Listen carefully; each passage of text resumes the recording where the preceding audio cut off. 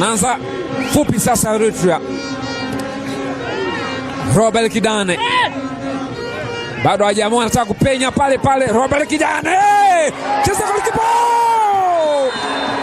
Yes! Amekwenda kucheza mlinzi yule. Solomon sasa. Solomon!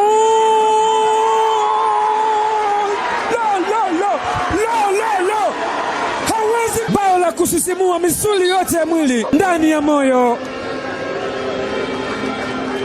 Ule mtima wa Odhiambo unalia. Napenyezwa vizuri sasa Michael Habde. Michael ananyunyiza ndani huku. Oh!